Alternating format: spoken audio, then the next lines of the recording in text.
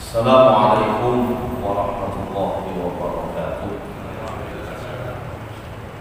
Ila walidina wa walidikum wa amwatina wa amwatikum wa amwatil muslimin wal muslimat. Ila wa ibadikum sholihin. Aina ma kanu min syarufil ardil mawahid fi dhari wa bahri wa jawda.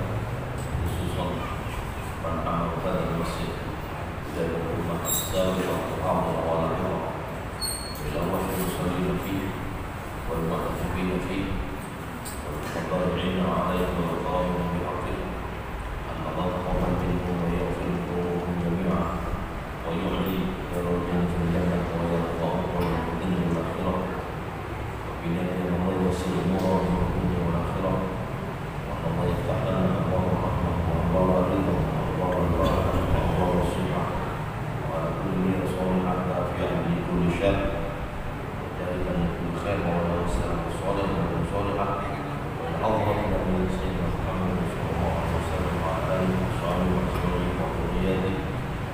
الفاتحة. أعوذ بالله من الشيطان الرجيم.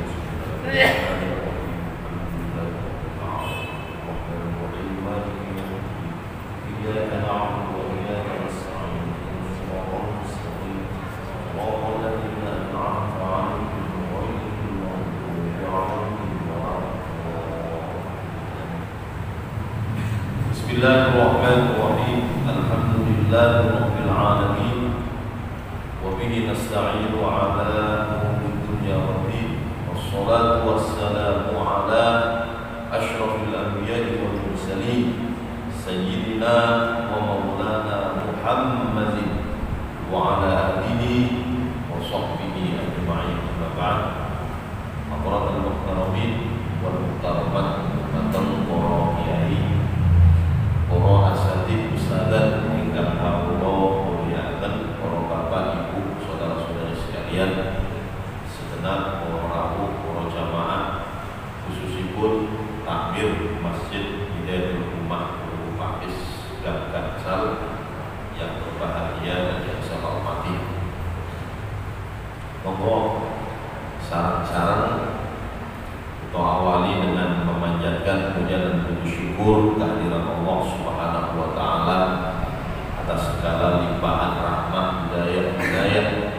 Alhamdulillah belum menika kula panjenengan sedaya saged kepangeh malih, saged istiqomah menghadiri pengaosan rutin sing diadakan setiap dinten Rebo malam Kamis di Masjid Hidayatul Ummah Guru Pakis Gang Gansal ini.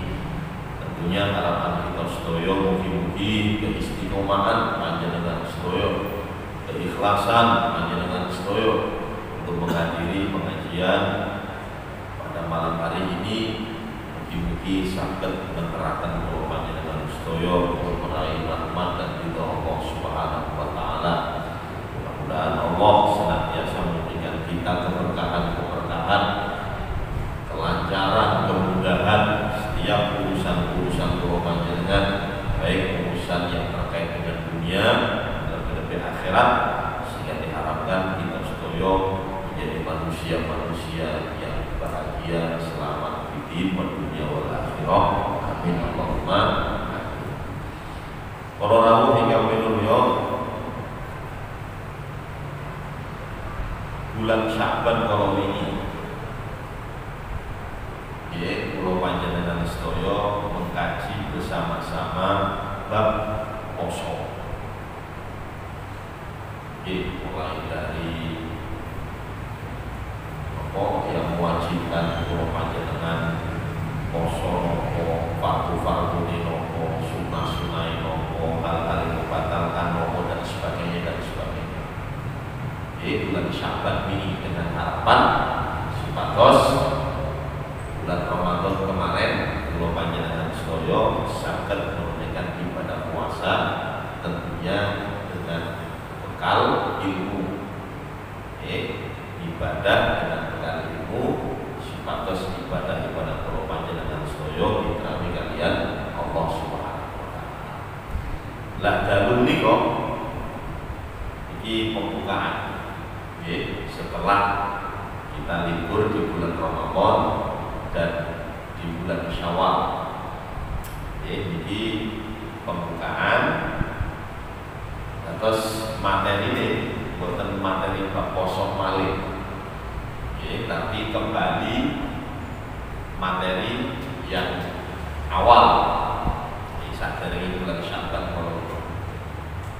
Nah, jadi kalau disanjani ini mau kali Mas bagus. Awal terakhir ngantos hal-hal yang mewajibkan mandi besar.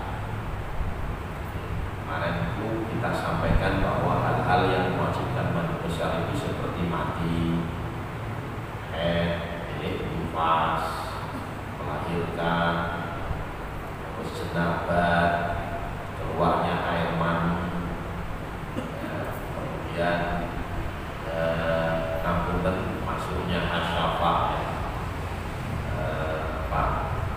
alat kelamin di dalam farji dan sebagainya. Kemudian juga kita bahas hal-hal yang haram bagi orang yang jenabat. Yang besar apa? Di antaranya adalah yang pertama, apa yang diharamkan ketika kita tidak punya wudu. Itu yang pertama. Jadi ketika panjenengan tidak punya wudu itu apa yang diharamkan? Itu sholat. Berarti yang atas besar tadi otomatis sholat itu juga diharamkan. Nah, kemudian membaca Al-Quran bagi yang jenabat atau yang haid tidak diperbolehkan dengan niat murni niat membaca Al-Quran. Kalau kondisi hadas besar, katakan kampunten seperti haid yang sampai berhari-hari. Nah, ketika panjenengan membaca Al-Quran tetapi tidak niat membaca Al-Quran, niatnya niat dungo, itu boten apa-apa. Terus panjenengan ketika baca Bismillahirrahmanirrahim, ketika mau makan, mau minum, Bismillah itu termasuk Quran boten? Itu Quran. Panjenengan ketika naik kendaraan, baca doa Subhanalladzi sakhkhara lana hadza wa ma kunna lahu muqrinin wa inna ila rabbina lamunqalibun. Itu juga termasuk Al-Quran, tapi ketika panjenengan baca tidak diniati baca Al-Quran tapi baca doa. Ini boten apa-apa. Ibu guys, senajan panjenengan menstruasi tidak apa-apa. Atau ketika diberitahu, orang akan meninggal dunia, maka dulu panjenengan membaca inna lillahi wa inna ilaihi raji'un. Ini Quran betul? Quran. Tapi panjenengan ketika membaca inna lillahi itu sekali lagi tidak diniati baca Al-Quran tapi baca doa. Dan itu betul. Jadi yang tidak diperbolehkan itu ketika hadas besar adalah membaca Al-Quran biqasdil qiraah, dengan niat membaca. Nek boten niat maca boten apa.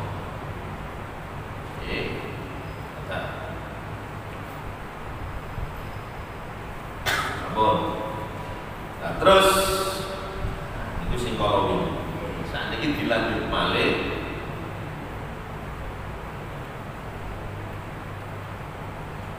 babu an-najasah wa iza latuha. Bab najis ya, wa iza latiha atau wa iza latuha. Bab najis dan cara menghilangkannya. Ini bab najis penting untuk kita kaji nopo. Ya, sekali lagi atau sekolah ini ketika panjenengan mengkaji bersama-sama bab toharo, bab sesucen, ini hubungannya kali ibadah ini. Ketika panjenengan tidak memahami bab najis dengan baik dan benar, khawatirnya nanti sholatnya pun juga menjadi gak sah. Kenapa? Karena sholat itu diantara suci, suci badan, suci pakaian, suci tempat. Nah, ketika kalau panjenengan buatannya merapi, ini najis omongan. Kendala panjenengan tetap menggunakan pakaian tersebut atau tempat tersebut, ya bisa-bisa sholatnya tidak diterima oleh Allah Subhanahu Wa Taala. Kenapa? Karena menurut saya ada syarat yang tidak terpenuhi.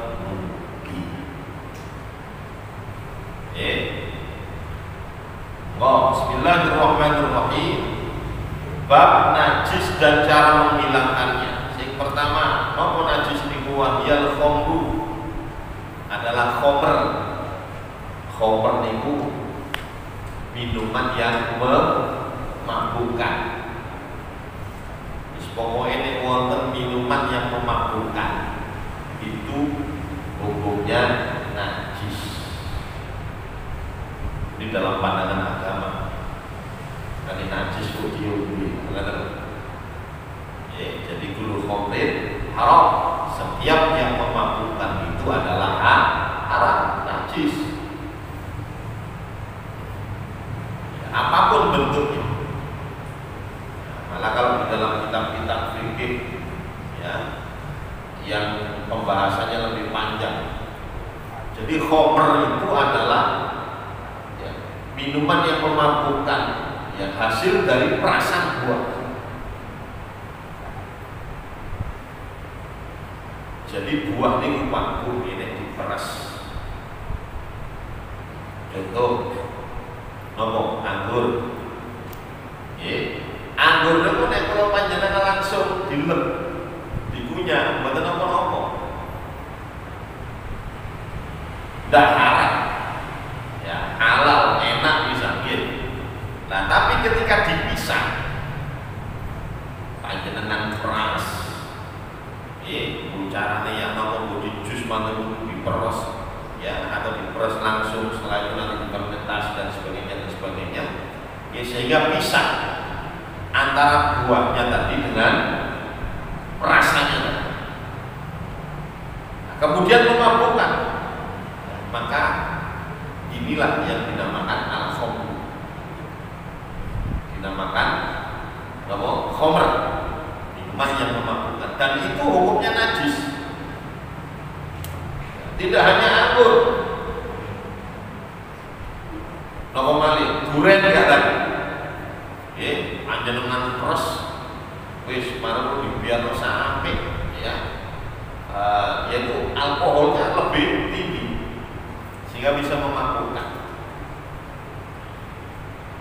Nanas, sari, pokoknya buah, sekali lagi buah itu kalau diperes, ya, sehingga pisah dari buah aslinya, kemudian didiamkan, fermentasi dan sebagainya, maka bisa menjadi khamr, dan itu yang dikatakan najis, yang dimaksud dalam fikih.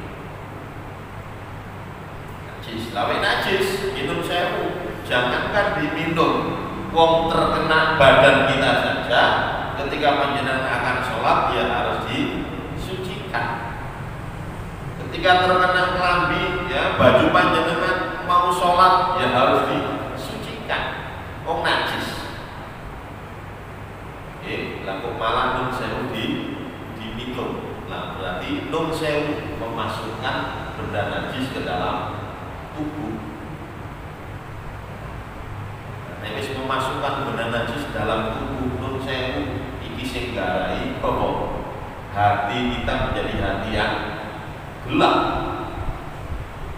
Karena kalau sudah diminum atau dimakan menjadi darah, sedangkan hati ini selalu dialiri darah, sedangkan darah ini nun sewu percampuran antara ini halal yang haram itu, akhirnya menjadikan hati kita gelap. Wis gelap nun sewu diparingi nasihat, kadang-kadang mendam, untuk diterang, di ngomong ngaji ya males. Apa gini ku hatinya sudah gelap, maka sewu kemasukan, ya, minuman atau makanan yang haram, yang najis. Walau mutaromatan, walaupun buahnya tadi buah yang mutar, buah yang dihormati, artinya buah yang boleh dimakan. Jadi bermula dari buah yang boleh dimakan, napas monggo apa, tapi setelah dipisah, asir namanya, asir itu perasa. Ya, maka menjadi minuman yang memabukkan, dan itulah yang dikatakan najis. Terus wal kalbu, dan anjing, wal khinziru, dan apa khinzir? Babi. Wa ma tawallada min ahadihima, dan apa yang terlahir dari salah satu keduanya. Las, anjing, itu najis. Kecuali anjing yang terlatih. Seperti ketika panjenengan berburu, panjenengan berburu. Biasanya kan kalau berburu itu pakai apa, Pak? Yo gawe tembak, yo gawe panah. Ada yang menggunakan wasilah atau perantaraan anjing yang terlatih. Jadi setelah digigit anjing kemudian diantarkan ke majikannya, kata begitu. Nah ini buatan najis. Kalau anjing yang terlatih tidak najis. Jadi buatan apa-apa. Kalau berburu, niatnya berburu, mau ditembak saja, ya. Ketika panjenengan nembak, terus kejar-kejar kok mati, itu kalau dalam fikih boleh, bukan termasuk bangkai. Kalau niatnya memang niat berburu. Jadi bukan berarti terus mau nembak, langsung boleh disembelih, sesuai. Ya kan masih hidup, ya mati apa? Awak dewe boleh sono-sono, ya. Wis ono hasilnya ternyata mati. Nah, makanya di sini sekali lagi dalam ilmu fikih dikatakan bahwa binatang tadi walaupun matinya tidak disembelih, ya, mati karena tertembak dan sebagainya, itu bukan dinamakan bangkai, ya, bukan dinamakan bangkai. Berarti boleh dimakan, halal namanya. Kalau ada niatan mau berburu, kalau nggak ada niatan untuk berburu, kalau sapi tabrak teyer mati, ya sudah berarti bangkai. Jadi anjing, kemudian babi, kemudian apa yang terlahir dari salah satu keduanya, supaya keturunan anjing, keturunan babi, itu termasuk najis. Bahkan menurut saya ini termasuk najis yang berat. Makanya nanti cara menghilangkannya bagaimana? Ini sih bab najis di sini. Nanti cara menghilangkannya bagaimana kita hadis sudah. Wal maitatu, dan bangkai. Itu tadi, bangkai itu pokoknya binatang yang matinya tanpa disembelih menurut syar'i, itu namanya bangkai. Jika ada selingkuh, sapi ketabrak mati, sapi ini tidak disembelih, kecuali kalau disembelih sesuai syar'i, itulah hak. Sapi, kambing, sembelih, borongane putus, ya. Nah itu bukan bangkai. Kambing loro terus mati, bangkai. Pokoknya ya, mati karena tercekik, bangkai. Pokoknya matinya tidak disembelih menurut syar'i. Nah itu namanya bangkai. Nah, bangkai berarti najis, najis berarti haram. Senajan nun sewu regane kurang. Dodolan ayam, soto ayam boleh sing kurang. Iki nek sing mati regane kan ya wakeh sing kuning. Uang soto boleh sing murah di nang kok lho niku saya Pak. Setiap kali ada orang makan di situ, oh itu terus. Orang yang nggak tahu nggak jadi masalah. Ya sing dodol sing resiko. Senajan nun sewu, senajan haji bertahun, umroh benulan. Tapi nun sewu ya. Maka pencariannya ya bermasalah. Sehingga bisa-bisa haji umumnya tidak diterima oleh Allah SWT. Yang diubahkan, tidak boleh najis. Semuanya najis, semuanya najis.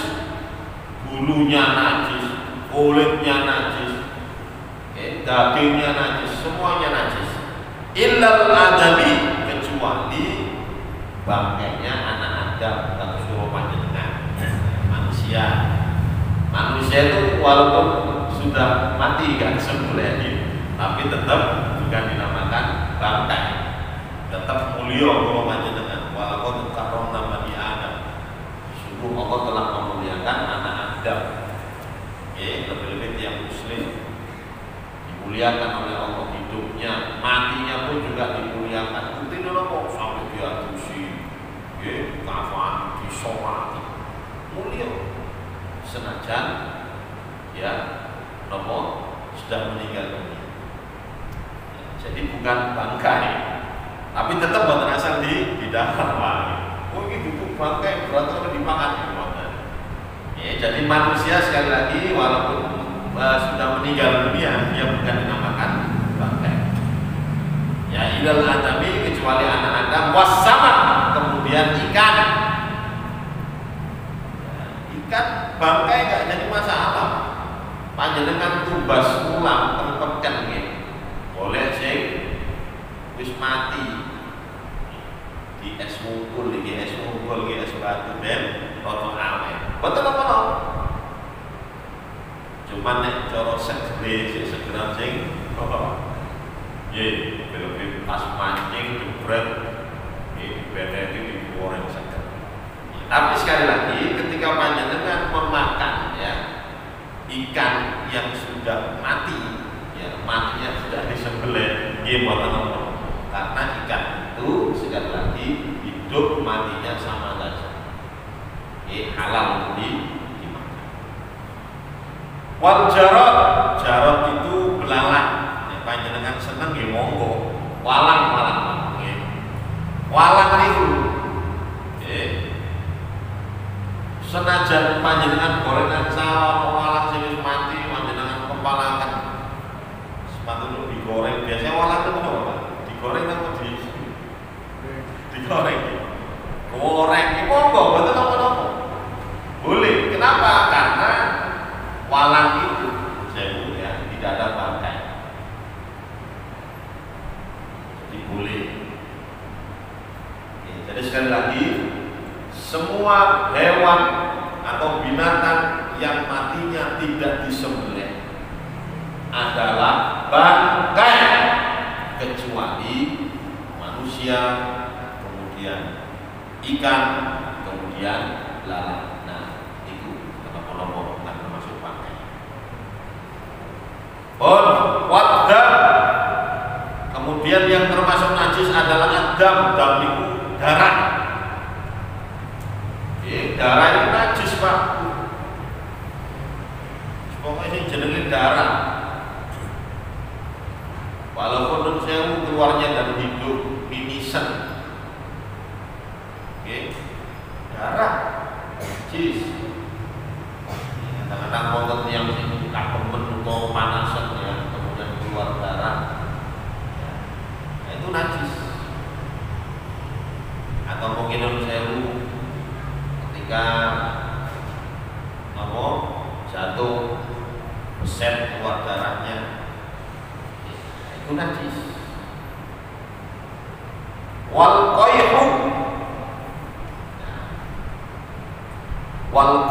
dan wal qayhu. Kalau qayh itu wal qayhu nanah juga termasuk najis. Loro-loro penjun, batas-batas.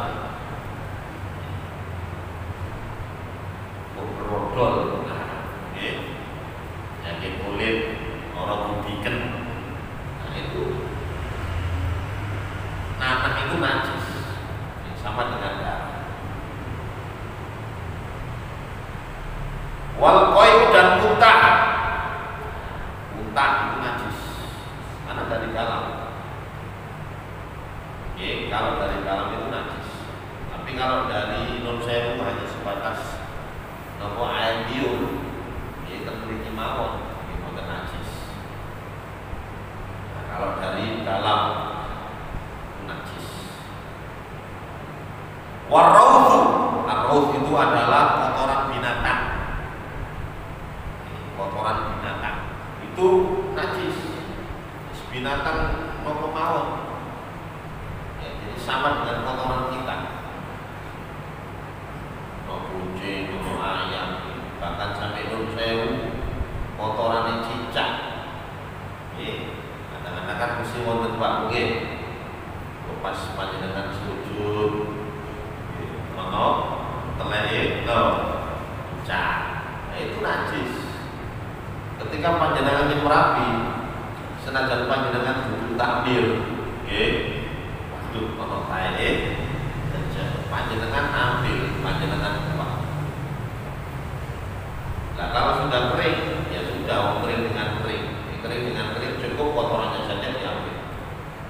Kalau kering dengan kering tidak membekaskan sesuatu sehingga tidak dikatakan najis. Tapi kalau menurut saya bicaranya si tas, nah si anget deh, si teles, berarti panjenengan harus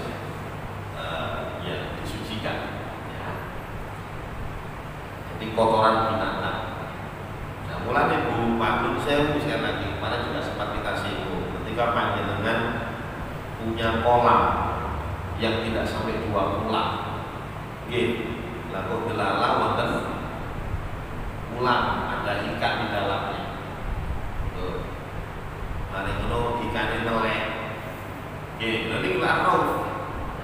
Jadi kotoran binatang, ya, itu najis. Nah, berarti nek saya melek di kolam yang airnya kurang dari 2 bulan, akhirnya nanti airnya bisa menjadi air bukan najis. Jadi kalau ada ikannya Bu, Pak, berarti panjenengan harus, ya, airnya lebih dari 2 bulan. Kalau kurang dari 2 bulan, rentan najis. Sama seperti akuarium, akuarium sampai karena alit tidak sampai 2 bulan.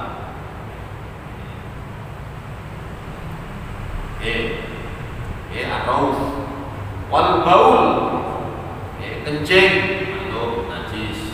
Wal madyu, madi, seperti kemarin yang disampaikan, madi itu, ya, ngapunten, biasanya kalau sudah syahwatnya terlalu tinggi, ya, sebelum keluar air mani itu biasanya keluar madi.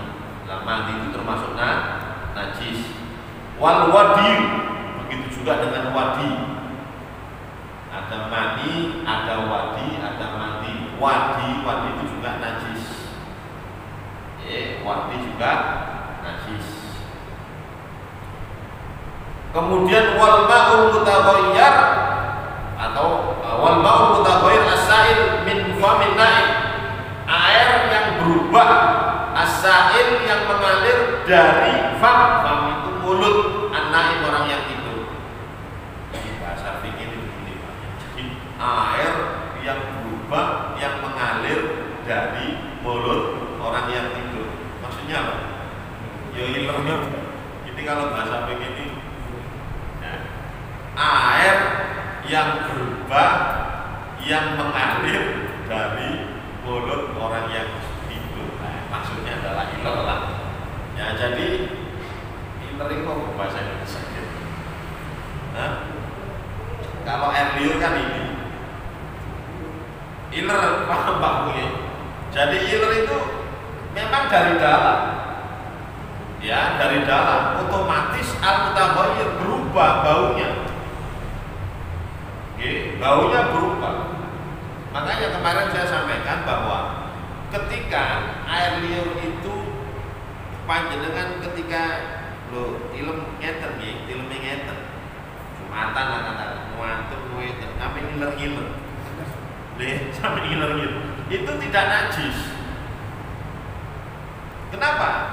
Karena itu air liur, tidak mutaghayyir. Airnya tidak berubah.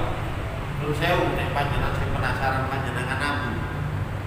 Ya, sarung yang terkena air liur seperti ini. Tidak bau. Ya, karena itu para ulama berpendapat itu bukan inner, tapi air liur biasa. Kenapa? Karena memang posisi tidurnya seperti ini. Berbeda dengan tidurnya terlentang ya, tidurnya memang turu temenan. Lah itu berarti air liur itu sewu, innernya mampu. Nah, mutaghayyir itu tadi berubah. Nah, sehingga dikatakan najis. Najis.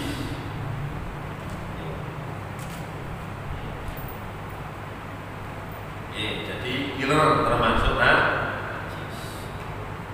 Bila nih Pak, minum sewu. Nek kalau panjenengan ibadah sholat itu harus dibedakan Pak. Kelambi sing buku ambek kelambi sing digawe banyak. Kadang-kadang masya Allah sembahyang itu kelambi. Kaosan wis. Padahal ini kok kadang-kadang kita tidur tidak tahu kalau terkena air liur najis ini. Harus dibedakan. Ketika panjenengan sholat menggunakan pakaian yang khusus sholat. Nyantai-nyantai di monggo, double kaosan monggo. Jadi ada sendiri baju yang kita pergunakan untuk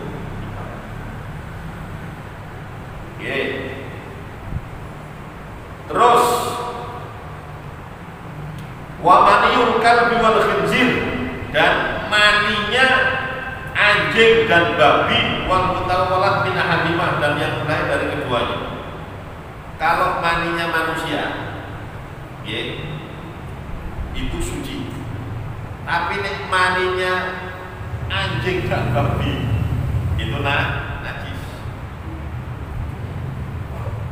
Kalau maninya kucing gak najis. Jadi kalau anjing dan babi itu itu semuanya najis.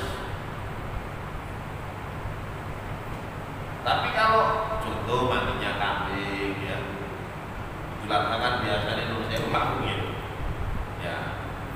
atau itulah air maninya itu tidak najis. Tapi kalau air maninya babi anjing itu najis. Terus walaban ala yukal illal adami, walaban dan susu mala yukal, hewan yang tidak boleh dimakan itu najis. Illal adami, kecuali air susunya anak Adam, maksudnya manusia.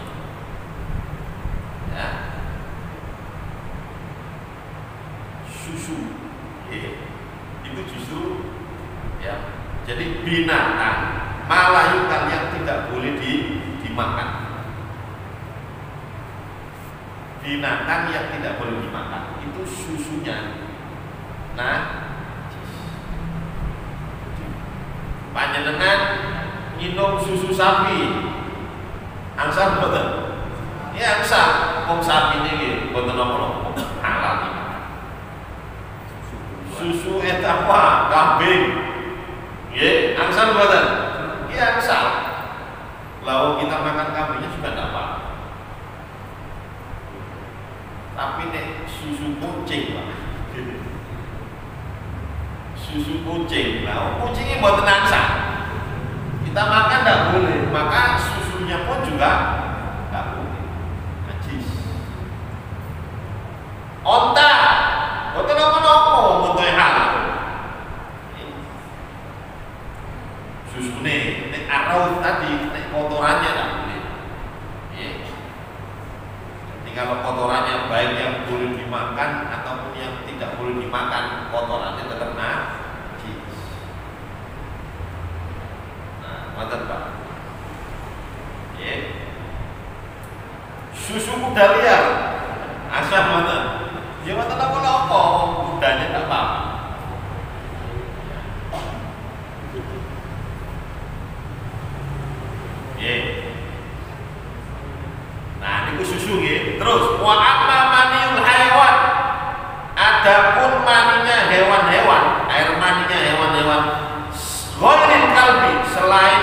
anjing, wal khinzir dan babi, wa ma tawallana min ahadihima, dan apa yang terlahir dari keduanya.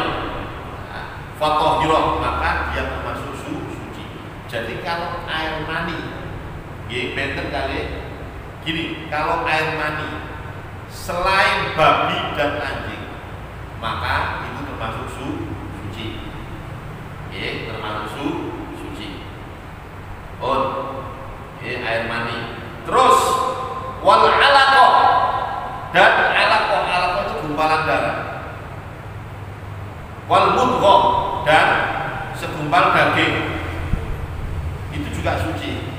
Loh, kok bisa suci alaqah gumpalan darah? Ngeten Pak, jauh ya. Yang dimaksud alaqah gumpalan darah ini, ngeten. Sperma itu ketika keluar bertemu dengan induk telur, terjadi pembuahan. Lah 4 bulan pertama itu kalau manusia ini 4 bulan pertama masih menjadi saripati. 4 bulan kedua menjadi segumpal darah. Ini apa? 4 bulan ketiga menjadi segumpal daging. Nah, yang dimaksud gumpalan darah sing suci niku jadi karena ini produknya dari air mani tadi. Produknya dari air mani. Karena air mani itu suci, maka alaqah, ya, kumpulan darah tadi dikatakan suci. Berbeda dengan darah-darah yang lain. Kalau darah-darah yang lain sewu ketika panjenengan nyembelih sapi atau kambing, kemudian ditandai darahnya ditandai seret. Nah, ini bukan dinamakan alaqah, bukan dinamakan kumpulan darah itu tetap najis ini. Biasanya tiang-tiang sampai disate, betulan apa di dege, tidak boleh, najis. Nah, nek alaqah niku wae karena berangkatnya dari mani itu Nabi, kemudian menjadi alaqah, menjadi mudghah, segumpal daging. Nah, maka itu dikatakan suci. Dikatakan suci. Bahkan sampai-sampai teman ini yang diterangkan warutubatul farji, dan basah-basahnya kemaluan, maksudnya keputihan. Nah, ini Bu nggih keputihan, ya, keputihan itu dihukumi suci, tidak najis, ya, dan tidak membatalkan wudu. Kenapa? Karena keputihan itu keluarnya bukan dari dalam, tapi dari luar. Nun sewu. Keputihan itu keluarnya dari bibir kemaluan, bibir farji, bukan dalamnya. Kalau wadi itu dari dalam, sehingga dikatakan najis. Kencing dari dalam dikatakan najis. Tapi kalau keputihan itu dari bibir farji, sehingga tidak dikatakan najis. Satu tidak najis, kemudian yang kedua tidak membatalkan wudu. Kata saya mau terjadi keputihan itu biasanya apa? Berbagai kesel. Nah, berbagai keselan dia tidak apa-apa. Cuma tetap gak enak, tapi tidak najis. Bukan najis.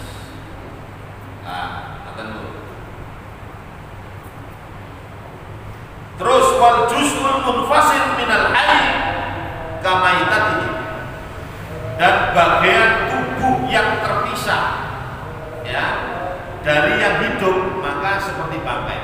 Contoh gini, ono sapi tabrak sikile, bodol. Nah, itu berarti al-juz'ul munfasil, patah kakinya. Ini masih hidup sapinya, kakinya patah, maka kakinya itu tadi namanya bangkai. Tenang sama kaki lain. Ini termasuk bangkai. Kenapa? Karena dia terpisah. Kecuali kalau memang sudah disembelih baru semuanya halal.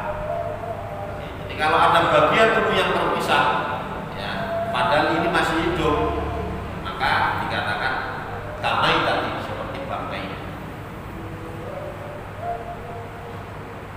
Kecuali sya'rul makul, ya, kecuali rambutnya al-makul, hewan yang bisa dimakan, ya, itu bukan termasuk bangkai.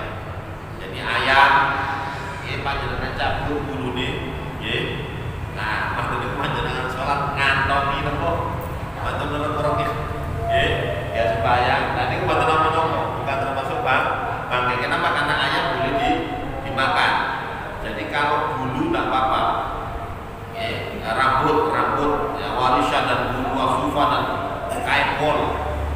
kambing nggih, sing kambing kono niku panjenengan biasanya anu malah dipotong. Nggih, jadi dipotong painnya itu dipakai baju. Nggih, nah ini buat apa-apa? Suci. Ya, fakir semuanya adalah suci. Oh, ini hal-hal yang termasuk najis. Saat ini dilanjutkan boleh jadi untuk pertanyaan monggo. Terkait dengan najis dari buah tadi, terpisah, beras tadi. Banyak produk-produk obat ya itu dari fermentasi buah. Apa itu termasuk najis? Dilihat cara buatnya. Panjenengan kira-kira merapi betul cara buatnya. Tidak tahu karena tidak tahu. Dokter. Nah, makanya gini wow ya. Jadi saya sendiri juga tidak tahu cara pembuatan obat ya, herbal dan sebagainya menggunakan buah-buahan itu bagaimana. Oke, makanya yang jelas ya ketika dipisah antara perasanya itu tadi sampai memabukkan. Ya, kalau tidak memabukkan tidak jadi masalah karena dia bukan khamr. Ya, jadi kalau tidak memabukkan tidak apa-apa karena nanti ada ya. Jadi yang dikatakan najis itu ketika dia jadi khamr. Kalau dia berubah sendiri, kados legen, nek biasanya dari toak. Jadi awal kan jadi toak, toak itu memabukkan betul memabukkan. Biasa nih, toak itu ingin memabukkan, mabuk ini mau wis kok ngoten. Lah, tapi nanti setelah dibiarkan dia menjadi sepatu toak legen. Kenapa? Oh, legen dulu. Baru toak. Semoga ngoten lah. Jadi kalau tidak memabukkan, dia berubah, tapi berubah sendiri tanpa fermentasi dan sebagainya. Itu hukumnya boleh. Jadi suci lagi. Nah, tapi ini wau ngoten Pak ya. Nah, jadi di sini walayatuhu dan tidaklah suci ya, semuanya itu tidak bisa suci dari najis tadi kecuali yang pertama khamr apabila kita sorot kholat nafsiyah, apabila khamr tadi ya berubah menjadi cuka binafsiyah dengan dirinya sendiri. Betul apa? Kalau itu berarti dia jadi suci lagi. Jadi najisnya itu ketika memabukkan tadi. Makanya itu tadi obat-obatan kira-kira memabukkan nggak? Saya kira enggak ya. Jadi tidak memabukkan ya. Insyaallah gimana Allah.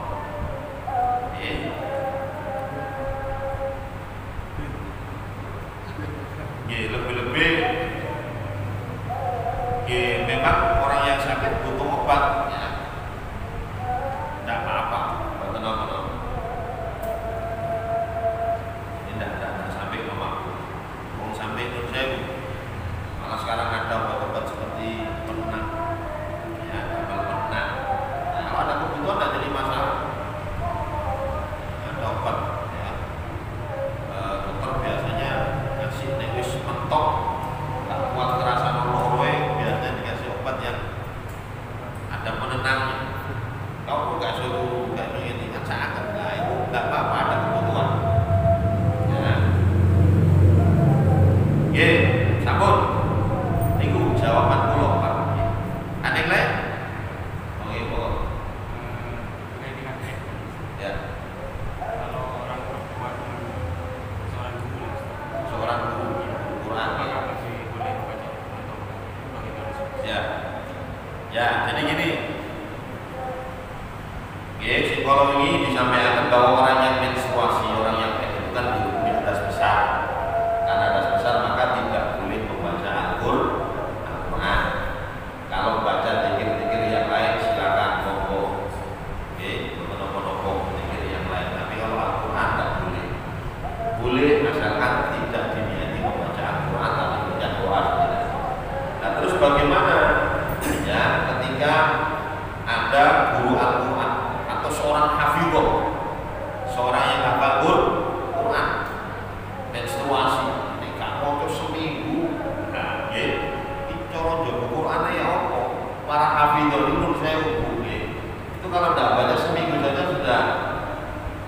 kayak kabeh. Ya. Minimal sehari itu dia baca 5 juz biasanya begitu. Jadi jaganya yang sulit. Kalau ngapalno enak. Jaganya yang sulit. Minimal ya 5 juz sama tadi sholat 1 juz, sama tadi sholat 1 juz. Itu biasanya begitu. Sekali kamu tuh samulan, ya lebih-lebih menstruasinya termasuk yang maksimal sampai 15 hari. Satu nih kamu. Nah karena itu di sini para ulama yang berpendapat bahwa bagian hafidhah boleh ngelalar terus Al-Quran, tetapi terusnya itu tidak boleh dengan suara yang keras. Jadi menggerakkan bibir saja. Ya, contohnya itu. Pokoknya ngelalar dia. Ya, tidak mengeluarkan suara dengan keras. Ya, ini bukan nomor. Kemudian seorang pengajar Al-Quran bagaimana? Ya, sami mawon. Jadi walaupun dia sebagai pengajar Al-Quran, ini kalau kiai saya dulu Pak, kalau kiai saya dulu, saking hati-hati, jadi tetap berpendapat tidak diperbolehkan untuk membaca Al-Quran. Nah terus bagaimana caranya? Al-Quran itu kan satu ayat. Gini apa betul? Lah, panjenengan beri contoh kalimat-kalimat saja. Contohnya ketika alhamdulillah corong ngajarin alhamdulillah, ayo dirukan alhamdulillah. Panjenengan niatnya itu bukan niat baca Al-Quran, niat ngajar, dipreteli alhamdulillahi lillah rabbil alamin. Setelah selesai satu ayat, ayo baca bersama-sama alhamdulillah bersama alhamdulillah. Jadi tekniknya. Sebab kalau dia membaca Al-Quran dalam keadaan menstruasi memang tidak boleh. Jadi supaya boleh untuk kalimat-kalimatnya saja. Seperti ini. Ini sebenarnya. Jadi ini masih hal-hal yang benar-benar najis. Cara menghilangkannya karena najis itu ada 3, insya Allah. Untuk najis nomor mukhafafa, nanti cara menghilangkannya gimana? Insya Allah pertemuan depan.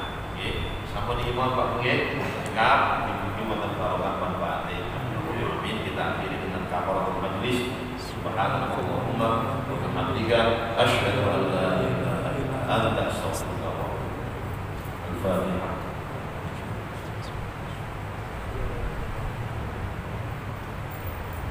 Assalamualaikum warahmatullahi wabarakatuh.